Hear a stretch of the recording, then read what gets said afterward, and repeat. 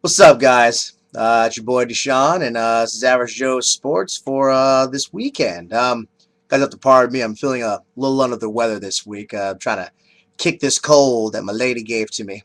The joys of teaching, right? Exactly. But I digress. We're not here to talk about my personal triumphs and defaults. In my own personal life, we're here to talk about sports. So that's what we're gonna do. Yay! Yay for sports. So my dogs are off this weekend. So we came off a very very impressive victory against the Utah Utes. I didn't really do a post game because I was cat sitting again, but it was a very very rousing game. Keith Price played an amazing game again. And this bye week can't come soon enough for him because I mean he's limping around. The guy's got two bum knees. He doesn't even know what knee to like limp on anymore. It's been a wild few weeks for my dog. So enjoy the rest and let's get back to it next week. And we'll preview that stuff next week. On to Division II football. For those of you guys who can't see, repping the Central Wildcats out in Ellensburg, Washington. A little D2 football preview today because I know most of you guys are like, you're wearing red. What's wrong with you? I know, but don't worry. I'm always a dog. But my D2 team of choice is the Central Washington Wildcats, and they will be playing Western Oregon. Central's 1-3 on the season. Actually, very very surprising considering that at the beginning of the season they were ranked 25th, if I remember correctly, and they've kind of had a rough season as of late. But they finally got the win column last week against Simon Fraser, their Canadian team, and they beat them 37-17. Let's see here. Their quarterback, Ryan Robertson, for Central, went for that game 15-28 for 205 yards and 3 touchdowns. It sounds like the offense is finally getting their act together, owning the field and taking time off the clock and doing all the things that they need to do to become a better team. I happened to see Central play at my buddy James's place earlier in the season. They were playing Texas A&M something or other. I don't actually remember the actual school, but it's a Texas school, small Division II school. Very, very tough matchup. They actually wound up getting kind of smashed a little bit. Defense wasn't very strong, and yeah, I didn't see a whole lot of fire from the team. Again, early in the season, you try to get things going. Kind of went on a losing streak after that. They lost to Humboldt State, which is a team that they normally beat. But they only lost to them by 2, and they also they played Western Oregon early in the season as well. They didn't lose by very much there, which tells me that the defense is finally stepping up. I think that first game of the season really woke them up and said we really got to get the job done. So hopefully they can pull out the victory against Western Oregon, and we'll feel a whole lot better. I'm sure my buddy James will feel a whole lot better. He's not exactly happy with the fact that Humboldt State's ranked 24th right now. In case you guys are wondering, Central just played Western Oregon early in the season. You're absolutely right. They only have 6 teams in their conference, if I remember correctly, so everyone plays everybody twice, and then they decide the champion through that with best of record. So it's kind of a round robin thing. It's kind of like their own playoff. But it's not the most great. It's not the greatest system on the face of the planet. So hopefully that'll change. Hopefully they'll get a few extra teams. Hopefully Western will finally get off their butts and actually get a football team. But another story for another day.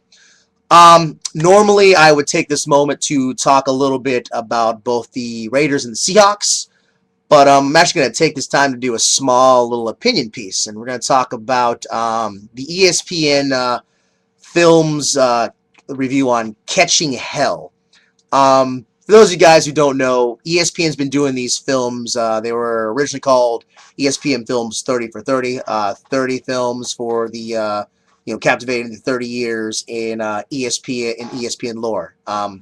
They've had some great stories. They had one on Wayne Gretzky. They had one on a few different things. But this one is Catching Hell, the Steve Bartman story, basically chronicling that the infamous Game 6. Game 6, I believe.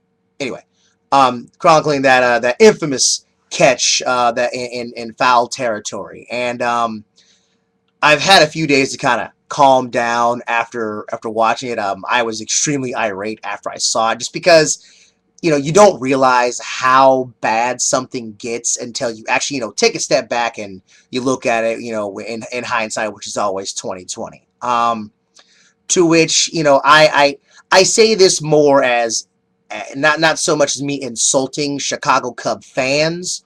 It's more as a it's more of a fandom thing. Just in general. I realize that we as sports fans we're very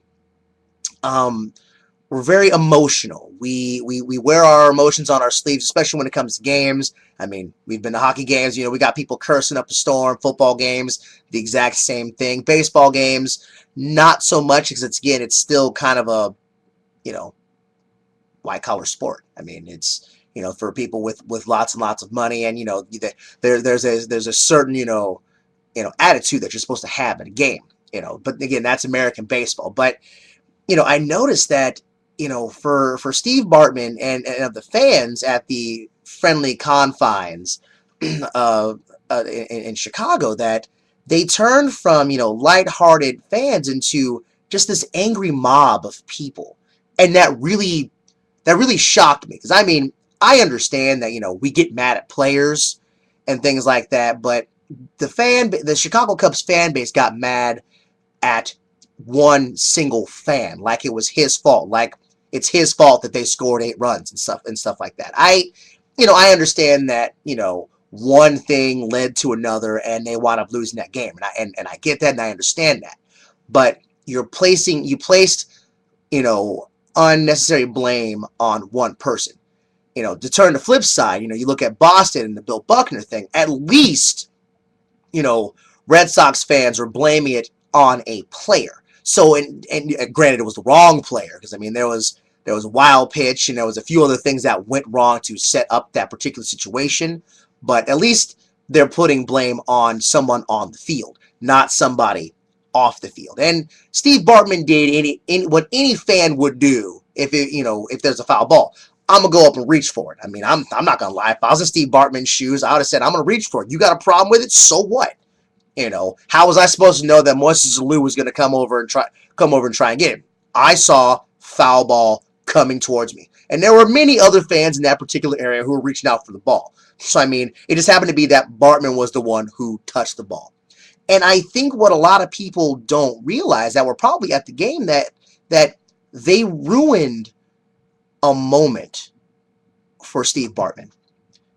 Going through what the brief history that they put on the actual episode, he was a baseball guy through and through, and I guess he still is to a certain extent, but you ruined an experience for a man that loves a game, and at the end of the day, that's what it's all about. It's just a game. We're fans. We love our team through better or for worse, and let's face it, Cub fans, for worse, better or for worse, it's like a marriage, and it's been almost 100 years for you guys, and I get that, and I can't complain. I wish I had the problem that you had, but my Mariners haven't won a World Series. They haven't tasted a World Series yet.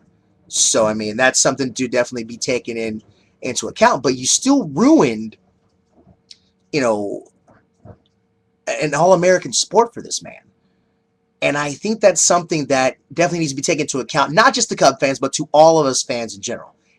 At the end of the day, it's not about you.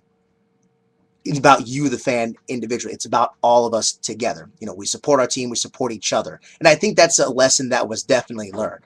So that's my take on it. Again, it's not my place to be very, very disrespectful to Cub fans, but that's just the way it is. So with that, my girlfriend's coming in. So that's it for Average Joe Sports. Love y'all. Peace out. Check out the vlog. Love y'all. Bye.